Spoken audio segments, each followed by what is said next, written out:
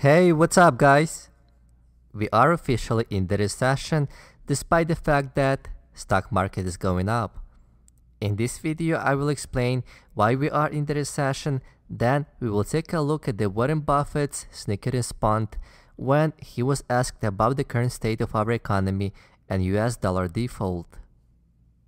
The most important economic indicator that can tell us if we are in the recession or not is, without a doubt, gross domestic product, or in short, GDP.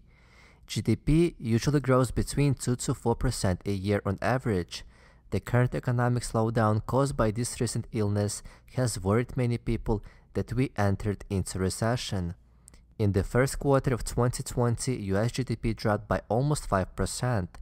That is the largest contraction since the 2008 global financial crisis, where GDP dropped close to 8% in 2 consecutive quarters. But first, let's take a look what exactly GDP is and why is the most important economic indicator to determine if we are in the recession or not. The general GDP formula is this. It keeps track of all goods and services produced in the United States, from buying drink at the bar to producing cars such as Tesla to flying around the country. Last year, in 2019, we produced $19.4 trillion of goods and services worth of GDP. To find out if we are in the recession or not, we have to define what recession is in the first place. Well, I'm not going to come up with my new definition, but according to Google, recession is a period of temporarily economic decline during which trade and industry activities are reduced, generally identified by the fall in GDP in 2 consecutive quarters. The most important part of GDP is consumer spending. Consumer spending makes up to 68% of GDP. Consumer spending index fell 7% in March and staggering 13% in April. Just for comparison, in 2008 global financial crisis, consumer spending index fell by 2 to 3%. But now, second quarter of 2020 is not even finished and consumer spending index is in double-digit losses, as businesses shut down and Americans forced to stay home and watch Netflix or shop in Costco.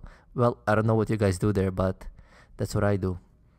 Second, and the most important part of GDP is business investment, which does not mean throwing your money into the stock market, but building factories and creating jobs.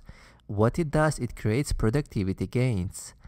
Private domestic investment already declined by 10% since most of the businesses were locked down. Government spending is the third component of the GDP equation.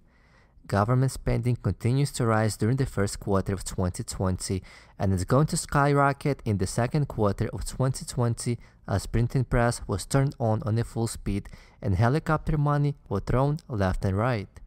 Just for simplicity, we're going to ignore another part of GDP equation, that is export minus imports. But those numbers don't look good either. Both of them are on steady decline while demand diminished.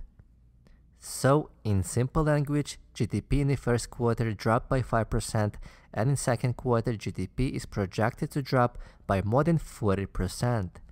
Well, you do not have to be a math genius to add 2 numbers together and figure it out that indeed we are in the recession by definition, since 2 consecutive quarters show negative growth. In fact, there is no guarantee that even in the third quarter will be positive. So I hope we all agree that we are in the recession. But what does that mean for you as an investor? Why does the stock market continue to go up? Well, to address that question, let's take a look at my favorite economic indicator that explains if the stock market is in a bubble or not. That is Warren Buffett indicator. In 2001, Warren Buffett said that it is probably the best single measure of where valuations stand at any given moment. And looking back historically, the indicator has not lied. I spoke about this before, but I think it is very important for people to really understand how it works. Buffett indicator is very simple and easy to use. We take the entire stock market capitalization and divide by GDP. The ratio compares the value of all public stocks at an aggregate level to the value of the country's total output. So, as of May 29, 2020, the total market index is at $31 trillion, while GDP as of first quarter of 2020 is at around $21 trillion respectively. So we take one apple, divide by another apple, and we get 1.47. Take that number, multiply by 100, and we get 147%, which means that the market is significantly overvalued. Fair value is between 75 to 90%. Just to clarify everything, if the stock market drops below GDP level, just like we have seen in 2000's dot-com bubble and 2008 housing bubble, it means it's a good time to invest. If the stock market is higher than the GDP level, especially significantly higher, like right now, you should think twice before you put in your money into the market. Now, let's take a look at the recent Berkshire Hathaway meeting where a shareholder had a very fair question about US government defaulting on its bond. And let's also pay attention to how Warren Buffett responds to this question. All right, this question comes from Charlie Wang. He's a shareholder in San Francisco. He says, given the unprecedented time of the economy and the debt level, could there be any risks and consequences of the U.S. government defaulting on its bonds? No. If you print bonds in your own currency, what happens to the currency can be a question, but you don't default. The United States has been smart enough, and people have trusted us enough to issue its debt in its own currency. And Argentina is now having a problem because the debt isn't in their own currency. And lots of countries have had that problem, and lots of countries will have that problem in the future. It is very painful to owe money in somebody else's currency. But listen, if I could issue a currency, Buffett bucks, and I had a printing press, and I could borrow money in that, I would never default. So what you end up getting in terms of purchasing power can be in doubt. But in terms of the U.S. government, when Standard & Poor's downgraded the United States government, I think it was Standard & Poor's some years back, to me, did not make sense. I mean, in the end, how you can regard any corporation as stronger than a person who can print the money to pay you, I just don't understand. So don't worry about the government defaulting.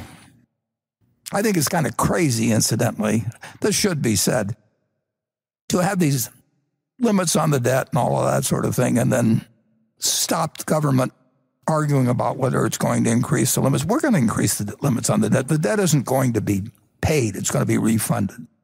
And anybody that thinks they're going to bring down the national debt, I mean, there's been brief periods, and I think it's in the late 90s or thereabouts, when the debt's come down a little bit. The country's going to print more debt. The country's going to grow in terms of its debt-paying capacity, and the trick is to keep borrowing in your own currency. So I have never disliked a Warren Buffett comment more than this one. I mean, I really, really dislike his response on this. But let me put it this way. He's right in what he said. It's just the way that he said it, right? So is the U.S. going to default on their money or on their debt? Nope. They sure as heck aren't. They're going to print it, and they're going to fulfill all of those debt obligations. And boy, the people owning that are going to really hate that experience. He had a really key phrase in there. He said, what you get in purchasing power can be in doubt. And he said it real fast, and he said it like it was a nothing burger, but it was the crux of the entire response, right? So let me just ask this question. If your purchasing power goes from 100 to 0, was that a default? In phraseology, yes, that's a freaking default, man. Like, you lost everything, right? If your purchasing power goes from 100 down to 1, you lost all your purchasing power. It's worthless. But in legal terms, did you default? Nope, you sure didn't. So that's why I don't like the way he responded to this question, because he almost comes across as a lawyer, and he doesn't really explain the essence of the question. Like, the intention of the question is a good intended question. And I think he gave a really slimy response to it. So Warren, you get an F from me on this. Warren Buffett said that US will never default on its bond as long as they keep printing. And this is true. Why would they default? Why would they want to lose so much power? They basically control the entire world with US dollar because US dollar is a global reserve currency. But Preston made a very good point that in reality they won't default, but in practice they will drastically decrease US dollar purchasing power, which is no bueno. But it could be much worse. Look at other countries. Look, all those countries that do not use US dollar, such as Russia. They're devaluing their currency like crazy. That's why they have such a shitty economy. When they trade with other countries, the trade is mostly conducted in other form of other currency but ruble. Because nobody gives a shit about shitty ruble anyway. There are over $20 trillion of global denominated debt in US dollar, which means when there is a trade between two countries, US dollar predominantly will be involved, since counterparts trust more US dollar than any other currency in the world. I think United States is the last country to default on its currency. Yes, US dollar will lose its purchasing power, but other countries' currencies are in huge disadvantage, which means their purchasing power will drop much faster than US dollar. But in the end of the day, fiat currency is no good, so do not try to save your currency and think you will get rich. Let me know what do you guys think about recession and the Warren Buffett's response. Leave your thoughts in the comment section below, hit that like button and subscribe.